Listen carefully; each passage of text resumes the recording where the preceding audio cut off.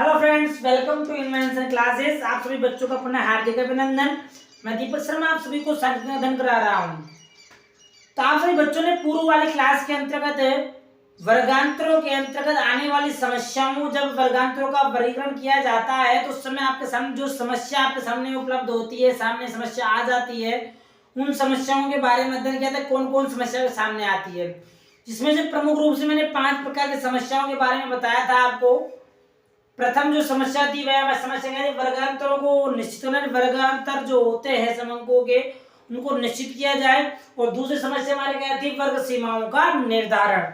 दो समस्याओं के बारे में आपसे विद्यार्थियों ने पूर्व वाली क्लासों के अंदर अध्ययन कर लिया था। समझ में आया है, आ रहा है तो हमें बताइए। कोई दिक्कत है तो हमें से उस समस्या का समाधान करने का प्रयास कीजिए। ठीक है बच्चों, अध्याय हमारा 7वां अध्याय है। टॉपिक का नाम हमारा वही रहेगा, वर्गांतरों के अनुसार वर्गीकरण की समस्याएं। तो हेडिंग डालने से विद्यार्थी वर्गांतरों के अनुसार वर्गीकरण की समस्याएं, कि जब समंकों का वर्गीकरण किया जाता है तो उस समय आपके सामने कौन कौन सी समस्याएं सामने आती है। सामान्य तौर पर जब समंकों का वर्गीकरण किया जाता है, उनके वर्गों का निर्धारण किया जाता है, तो सामान्यतः 5 प्रकार की समस्याएं उस विद्यार्थी के सामने खड़ी होती है। इसमें से 2 समस्याओं का हम अध्ययन कर चुके हैं। पहली समस्या हमारी थी वर्गांतरों की संख्या निश्चित करना। वर्गांतरों की संख्या निश्चित करना, वर्गांतर संख्या निश्चित करना। और दूसरी समस्या हमारी थी वर्ग सीमाओं का निर्धारण करना। वर्ग सीमाओं का निर्धारण। इन 2 बिंदुओं के बारे में आप सभी विद्यार्थियों ने विस्तार पूर्वक अध्ययन कर लिया था। आज इनकी समस्याओं में तीसरे बिंदु के बारे में अध्ययन करेंगे। अध्ययन करने से पहले आप सभी विद्यार्थियों को बता दो, हमारे चैनल को जैसे विद्यार्थी शेयर कीजिएगा, सब्सक्राइबर कीजिएगा और बेल आइकन बटन को अवश्य दबाइएगा। ठीक है बच्चों, पुनः हमारे बिंदु पर आते हैं। ज्यादा बात नहीं करते हुए, वर्गांतर की समस्याओं में 2 समस्याओं के हमने अध्ययन कर लिया है। तीसरी समस्या जिसका नाम है वर्ग विस्तार। ये समस्या क्या है बच्चों, वर्ग विस्तार। तो वर्ग विस्तार क्या है, जब समंकों का वर्ग विस्तार किया जाता है तो उस विद्यार्थी के सामने या उस प्रगणक के सामने किस प्रकार की समस्या के सामने खड़ी हो जाती है। वैसे एक विद्वान ने भी इसके बारे में मत प्रस्तुत किया था, उसके बारे में पढ़ेंगे। उसका नाम स्टेडर्स है, उसके बारे में अध्ययन करेंगे। तो पहले एक सामान्य जानकारी प्राप्त कर लेते हैं कि जो वर्ग विस्तार ज्ञात किया जाता है वो कैसे ज्ञात किया जाता है, वर्ग विस्तार होता क्या है। वैसे मैं पूर्व वाली क्लास में बता भी चुका हूँ सभी विद्यार्थियों को कि वर्ग विस्तार कैसे ज्ञात होता है, फिर भी एक बार मैंने जान लेना। ठीक है, लिखिए मेरे साथ साथ। समंकों के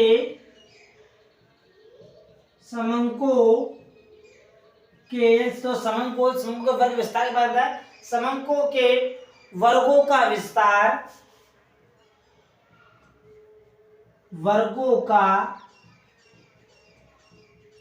विस्तार मतलब रेंज। समंकों के वर्गों का विस्तार समंकों की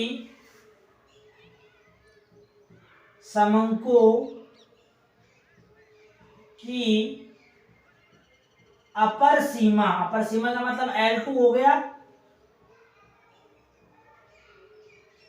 अधिकतम सीमा इसको आप कह भी सकते हो, अपर सीमा या अधिकतम सीमा।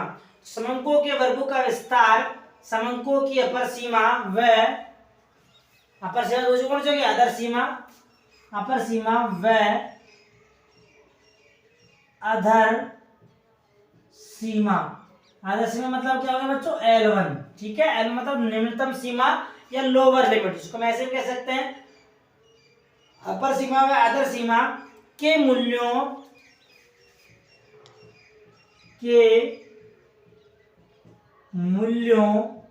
व वर्गों की संख्या व वर्गों की संख्या पर निर्भर वर्गों की संख्या पर निर्भर करती है या करते हैं करता है कि वर्गों की संख्या के आप डिपेंड करेगा। जैसे उदाहरण तो पे समझ लेते हैं। जैसे किस माना कोई वर्ग है, उसकी हमें अपर सीमा आधार सीमा के आधार पर किस प्रकार से कितने वर्ग बनाए जाए उसके बारे में बताया जाएगा। तो कि जैसे 60 छात्रों के प्राप्तांक 60 छात्रों के प्राप्तांक देने के बाद 60 छात्रों के प्राप्तांक 5 व 85 के 5 एवं 85 के मध्य हैं। कक्षा में कुल 60 छात्र हैं। उन 60 छात्रों के जो प्राप्तांक आए 5 नंबर से लेकर न्यूनतम 5 नंबर हो गया और अधिकतम 85 नंबर है। L1 तो हमारी हो गई 5 और L2 हमारा हो गया 85। इसके मध्य में विद्यार्थी के नंबर आए हुए हैं। आगे लिखिए नंबर आए हैं, वह उसे 10 वर्गों में 10 वर्गों में बांटता है। उसे वह 10 वर्गों में बांटना चाहता है या बांटता है तो उसका वर्ग विस्तार बताना है। तो वर्ग विस्तार है या होगा, तो वर्ग विस्तार कितना होगा। अब वर्ग विस्तार क्या आई इंटरवल हमारा हो गया। अब वर्ग विस्तार ज्ञात करने का मैंने सूत्र में आपको मैंने पूरे में बता भी चुका हूं कि जो वर्ग विस्तार ज्ञात किया जाता है वो कैसे ज्ञात किया जाता है। याद होगा ऐसे विद्यार्थियों को।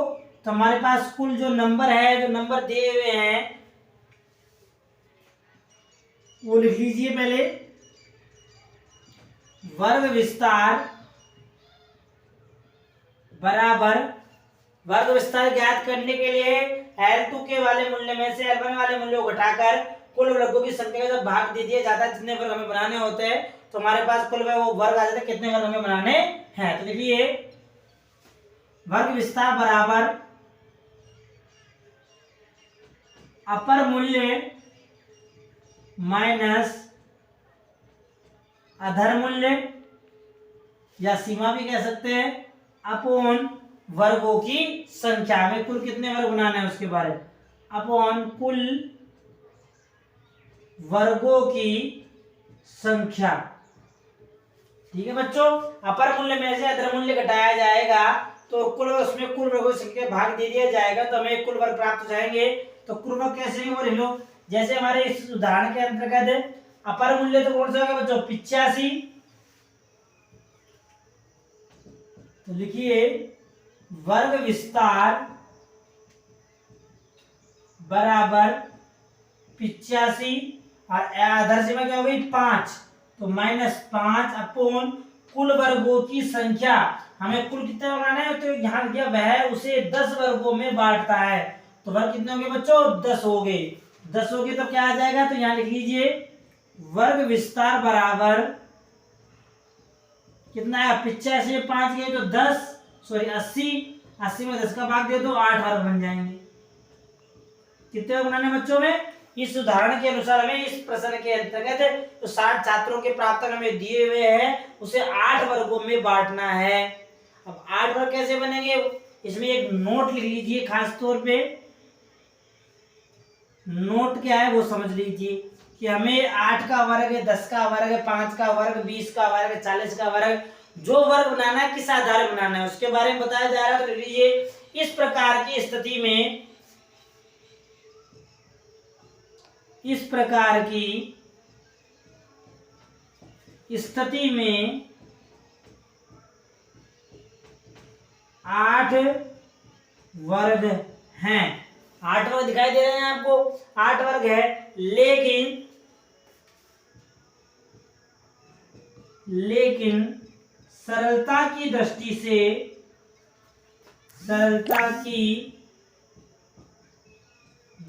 से सामान्यतः 5, 10, 15 और 20 15 के गुणक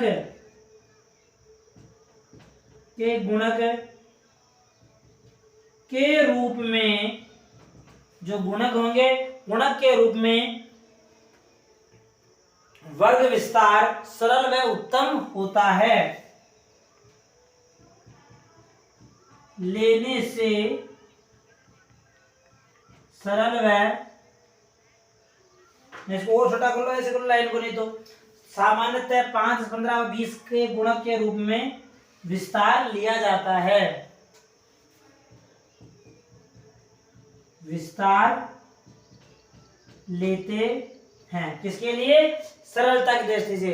तो इसलिए इसके अंतर्गत भी 10 के वर्ग को विस्तार ही लिया जाएगा। इसलिए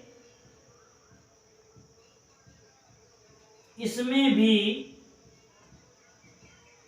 8 का वर्ग विस्तार न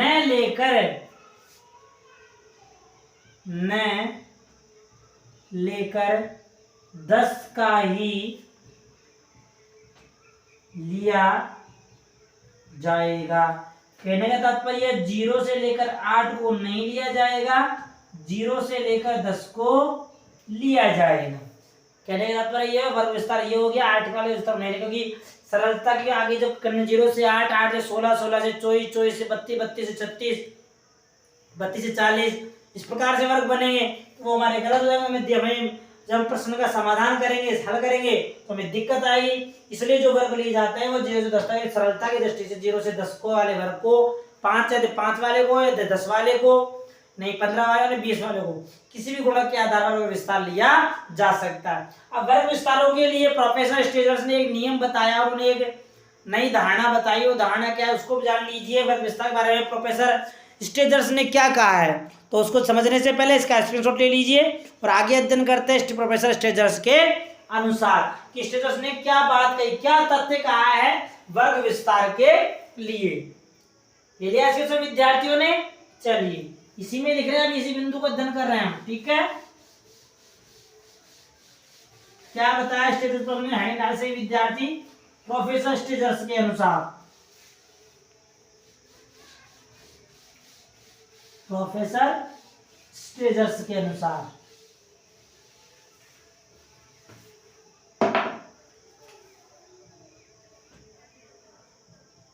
प्रोफेसर स्टेजर्स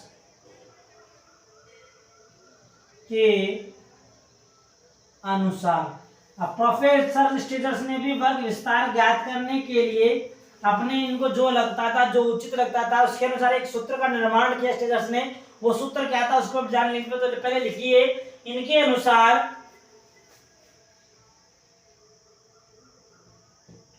अनुसार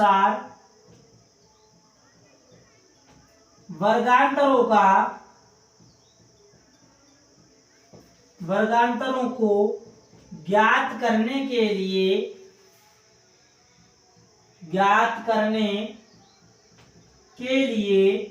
निम्न सूत्र का प्रयोग किया गया। करने के लिए निम्न सूत्र का प्रयोग किया। तो वो सूत्र क्या था उसको जान लीजिए। प्रोफेसर स्टेजर्स के अनुसार क्या सूत्र बताया गया है। कहने के तात्पर्य वर्ग विस्तार जिसका संकेतांक आपको पता ही है, संकेतांक इसका आई है, ठीक है। तो यानी कि आई बराबर एल माइनस एस, आई बताऊंगा एल क्या है, क्या है 1 प्लस 3.322 3.3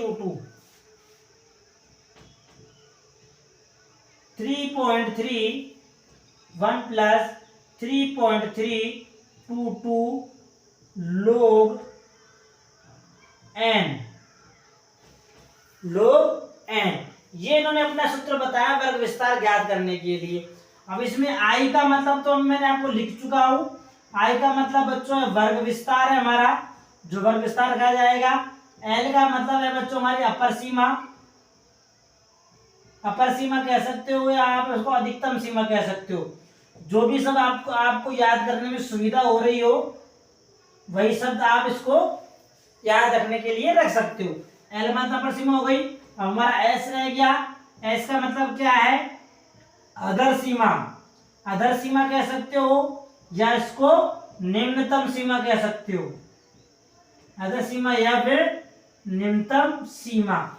ये बात हो गई। तीन शब्द आगे लोग है। यहाँ पे लोग जो है ये तालिका है, तालिका है। इसमें एन जो दिया हुआ है नंबर ऑफ यूनिट या आइटम है, ठीक है। नंबर ऑफ यूनिट कह सकते हो या फिर आइटम कह सकते हो, यानी जितने भी लोग, टोटल नंबर ऑफ यूनिट कह सकते हो आप, नंबर ऑफ यूनिट कह सकते हो। तो टोटल नंबर ऑफ यूनिट जो भी होगा, जैसे 60 छात्र, 50 छात्र, 20 छात्र, 100 छात्र, तो पूर्व वाले प्रश्न के अंदर 60 छात्र थे तो एन हमारा क्या हो जाता है बच्चों? 60 हो जाता है। वहां पर वही बताऊंगा अभी आपको क्या है, चीज क्या है। तो उसी प्रश्न के आधार पर, उसी उदाहरण के आधार पर समझ लीजिए क्या है। प्रश्न दे रखा है, उदाहरण हमारे पास दिया हुआ है एन बराबर 60, ठीक है। एल बराबर कितना था? 85। एस बराबर कितना था? 5। और जो हमें वर्ग बनाने थे, वर्ग, कुल वर्गों की संख्या ऐसे कह सकते हैं हम, ठीक है बच्चों। कुल वर्ग कितने? 10 बनाने थे। वैसे उसका काम नहीं, फिर भी लिख देता हूं मैं। कुल वर्गों की संख्या कितनी मानी थी? 10। ये हमारे पास प्रश्न दिया हुआ था। अब इसका समाधान करते हैं प्रोफेसर स्टेजर्स के अनुसार। तो स्टेजर्स के अनुसार इसका हल क्या बनेगा वो भी जान लीजिए। आई बराबर एल। एल कितना दे रखा है बच्चों? एल हमारे पास कितना है? 85, 85 माइनस एस कितना है? 5 अपॉन 1 प्लस 3.322। अब यहाँ कोई संकेत नहीं तो यहाँ मतलब गुणा, मल्टीप्लाई का है। बिंदी क्यों नहीं लगाया? क्योंकि यहाँ पहले 0.10 बिंदु पहले आ चुका है। तो लोग एन, एन क्या है बच्चों? मैंने यहाँ पर नकुल, मैंने यहाँ लिखा एन बराबर नंबर ऑफ यूनिट या टोटल नंबर ऑफ यूनिट। तो कुल छात्र कितने हैं हमारे? 60। तो यहाँ हो जाएगा लोग 60।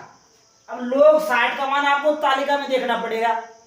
किताब की जो बस 5 में राइटर वाली जो बुक है या कोई भी इसमें लोग एंटी लोग वाली सारणी दी हुई है, वहां पर आपको 60 वाले के सामने देखना पड़ेगा। लोग कैसे देखते हैं वो मैं बताऊंगा आगे वाले क्लास के अंतर्गत। वैसे भी यहाँ हल्के में बता देता हूं मैं। सबसे पहले लोग का जो यूनिट दे रखी है, इसे 4 अंकों में विभाजित किया जाता है। इसमें पूर्व वाले अंक तो पूर्वांश कहलाता है, बाद दशमांश कहलाता है, ठीक है बच्चों। 4 अंकों में विभाजित करने के बाद पीछे वाले जो 2 अंक है हमारे पूर्वांश वाले, पहले वाले, इसके नंबर पर, यानी लोग के अंतर्गत इस नंबर पर, 60वें नंबर पर 0 के नीचे जो पूर्वांश हमने ज्ञात किया है, 0 के नीचे वाले मूल्य में जो दिया जाएगा वही मूल्य हमारा लोग 60 का मूल्य होगा। तो अभी तो मैं यहाँ लिख देता हूँ कितना दिया हुआ है हमारे पास। तो लिख लीजिए आई बराबर 85 में से 5 गया तो कितने बच्चे बच्चों? 80 अपॉन 1 प्लस 3.322 मल्टीप्लाई लोग 60। लोग 60 का मान कितना दिया है हमारे पास? तालिका के अंदर लोग 60 का मान दिया हुआ है 8.6990। एक क्या आया? ये पूर्वांश आया। कैसे आया? इस पूर्वांश ज्ञात करने का सूत्र क्या है? n minus 1। n हमारे यहाँ 2 नंबर थे, 2 माइनस 1 बराबर 1। तो ये 1 अंक है, जो 1 इसलिए यहाँ पे आया है। बात समझ आई बच्चों? ये 1 कहाँ से आया है? ये इस प्रकार से आया इस सूत्र के मान से, यानी इसका पूर्वांश ज्ञात किया हमने। पूर्वांश, मध्यांश, बहुत सारे मूल्य होते हैं, 2-3 मूल्य होते हैं, इसमें 4-5 चार तरह के मूल्य होते हैं। तो उन्हें मूल्य मैं पढ़ाऊंगा मैं आगे वाले, जब हमारे पूरे लॉग एंड लॉग की सारणी आएगी तब बताऊंगा, ठीक है। तो अभी ये कहां से आया? ये इस प्रकार से आया है। n माइनस 1 बराबर n कितना है? 2 संख्याएं, 1 और 2, 60 में 2 संख्याएं हैं, 2 माइनस 1 बराबर 1। एक पूर्वांश हो गया इसका, तो पूर्वांश में 1 लिख दिया। 1 पॉइंट। अब जो 60 के अंतर्गत जो मान दे रखा है, 60 के सामने और 0 के नीचे, ठीक है, 7 से कितने हैं 6990, तालिका में दिया हुआ है ये मूल्य हो जाएगा। इस मूल्य को इससे गुणा कर दिया जाएगा और उसमें एक जोड़ दिया जाएगा। इन दोनों मूल्यों को आपस में गुणा करेंगे तो आएगा समथिंग 5.54 कुछ आ जाएगा गुणा करने पर, जो भी आएगा फिर उसमें 80 में भाग दे देंगे हम, 80 भागा 5.64, आगे जो वैल्यू आएगी हमारी भाग देंगे, हमारा आ जाएगा 12.04। अब मैंने पूर्व में आपको लिखाया था कि 12 का अंतराल, 8 का अंतराल, 7 का अंतराल नहीं रखा जाता है। सुविधा की दृष्टि से अंतराल जो क्रमांक रहेगा वह 5 का, 10 का, 15 का या 20 का, इसी का लिया जाएगा। या तो आप 15 रख सकते हो या 10 रख सकते हो, ठीक है, जो आपको उचित लग रहा हो, जो व्यवस्थित लग रहा हो, उसी के आधार पर आप इसका मान रखकर वर्ग विस्तार की संख्या या वर्ग विस्तार ज्ञात कर सकते हो। समझा क्या किस प्रकार से प्रोफेसर स्टेजर्स के सूत्र के अनुसार वर्ग विस्तार की गणना की जाती है। समझा विद्यार्थी को, बहुत अच्छी बात है। ये हमारा तीसरा पॉइंट खत्म हो चुका है पूरा, इसका भी स्क्रीनशॉट ले लीजिए। इस पॉइंट में कुछ समझना हो, कुछ पूछना हो तो आप कमेंट का सहारा ले सकते हो, कमेंट के माध्यम से जानकारी प्राप्त कर सकते हो। आगे 2 पॉइंट और बचे हमारे, 3 हो चुके हैं, चौथा और 5 उसको भी जान लीजिए। थोड़ा छोटे छोटे से पॉइंट दोनों भी हो जाएंगे आप किसी के साथ साथ। ले लिया स्क्रीन से विद्यार्थियों ने, बहुत अच्छी बात है, अच्छी तरह समझ लेना। लोग का माना और समझा दूंगा मैं आगे बिंदु के बाद। हो गया, चलिए आगे चलते हैं। हमारा चौथा पॉइंट जो हमारे पास दिया हुआ था क्या था बच्चों, आवर्तियां, कि आवर्तियों किस प्रकार से जमाया जाता है, तो वो भी समझ लीजिए। व्यंजन नंबर चतुर्थ में टॉपिक क्या है हमारा बच्चों, आवर्तियों का विन्यास। यही है शायद, देख लेना आप लोग लिखा था आवर्तियों का विन्यास करना, कि आवर्तियों को किस प्रकार से जमाया जाएगा। वैसे सामान्यतः जैसे जैसे हमारे पास वर्ग दिए होते हैं उन्हीं वर्गों के अनुसार आवर्तियों को जमाया जाता है। तो देखिए इसके समय अंदर मेरे साथ साथ लिखिए कि वर्गांतरों की संख्या, वर्गांतरों की जो संख्या हमें ज्ञात करनी है उसके लिए बताया जा रहा है कि वर्गांतरों की संख्या वर्ग विस्तार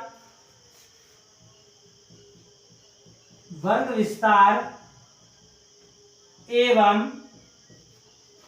वर्ग सीमाओं, वर्ग विस्तार एवं वर्ग सीमाओं को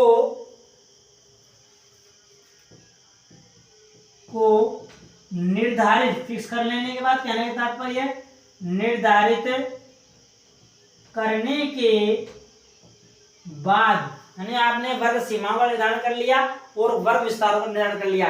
तो वर्ग सीमाओं में वर्ग विस्तारों का निर्धारण करने के बाद प्रत्येक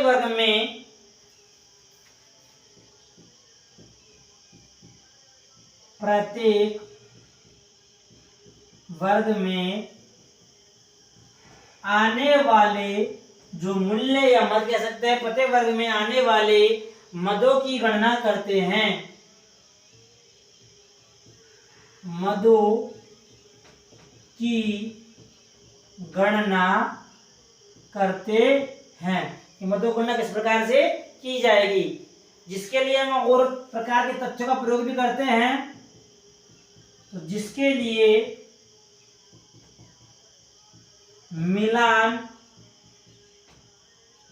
चिन्ह आ गया। आपको मैंने बताया था पूर्व वाले जब बारंबार आवर्तियों का विन्यास करना सिखाया था, 4 और ये 5, 6, 7, 8, 9 और ये 10, इस प्रकार से मिलान चिन्हों की सहायता से, जिसके लिए मिलान चिन्हों या बढ़ती हुई संख्याओं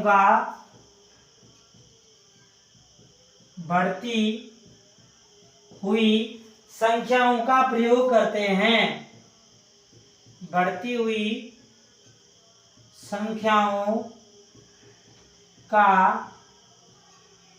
प्रयोग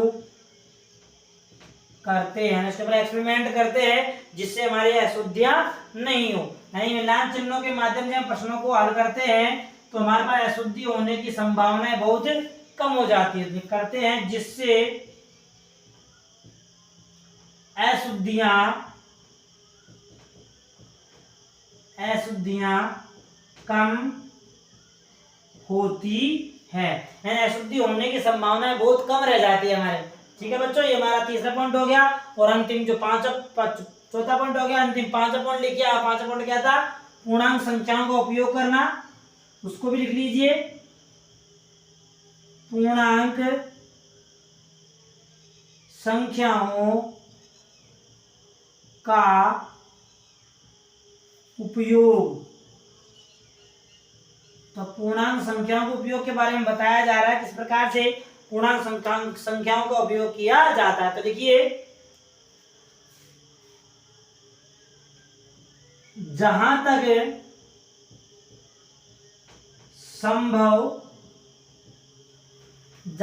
संभव हो सके वर्गांतरों, जो वर्गांतर हमारे पास दिए होते हैं जिन्हें हम ज्ञात करते हैं, जहां तक संभव हो सके वर्गांतरों की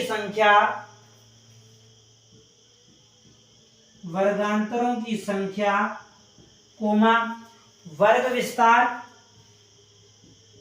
जितना उनका वर्ग विस्तार हमने रखा है, वर्ग विस्तार, वर्ग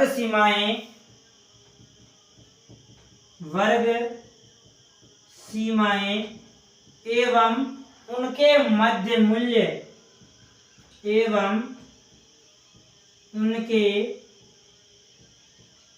जो मध्य मूल्य है जिन्हें हम ज्ञात कर, जिसको हम मिड वैल्यू या एमवी के संकेतांक के द्वारा भी प्रदर्शित करते हैं। मध्य मूल्य को केंद्रीय मूल्य भी कहा जाता है, सीवी भी कहा जाता है। इसका खास तौर पे ध्यान रखना, कई बार एग्जाम में आ जाए, पूछ ले तो कंफ्यूज मत होना, ठीक है।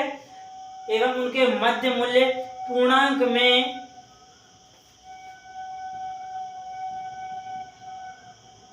होने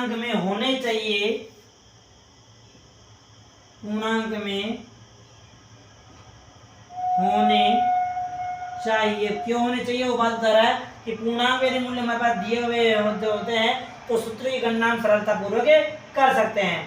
पूर्णांक में होनी चाहिए जिससे सूत्रों का जो हम प्रयोग करते हैं उसके बारे में बताया जा रहा है, जिससे सूत्रों का प्रयोग व गणना सरल हो जाती है। यानी आप इसे पूर्णांकों के अंतर्गत मूल्यों को प्रदर्शित कर रहे हो तो आप प्रदर्शित करते हो तो आपके सामने किसी प्रकार की समस्या खड़ी नहीं होगी, गलती होने की संभावनाएं नाम मात्र की हो जाती है। ये हमारे हो गए पांचों समस्याएं। या आप सामान्यतः प्रश्न को हल किया जाता है तो 5 प्रकार की समस्याएं आपके सामने खड़ी होती है। तो ये जहां तक मैं आशा करता हूं समझ में आ चुका होगा। कल वाली क्लास में आपको मैं और अच्छी तरह बता दूंगा, पांचों समस्याओं के बारे में उदाहरण के माध्यम से अध्ययन करेंगे, किस प्रकार से आपके सामने समस्या आती है, आप उस समस्या का समाधान किस प्रकार से करोगे। तो तैयार रहना कल वाली नेक्स्ट वाली क्लास के लिए। उदाहरण के माध्यम से बताऊंगा किस प्रकार से समस्या का समाधान करना है। ठीक है, आज के लिए इतना ही, मिलते हैं आगे आने वाली क्लास में। चैनल को लाइक कीजिएगा, सब्सक्राइब कीजिएगा और बेल आइकन बटन को अवश्य दबाइएगा। कुछ जानकारी प्राप्त करनी हो तो कमेंट की सहायता ले सकते हो। ठीक है बच्चों, एक बार ले लिया सभी विद्यार्थियों ने, बहुत अच्छी बात।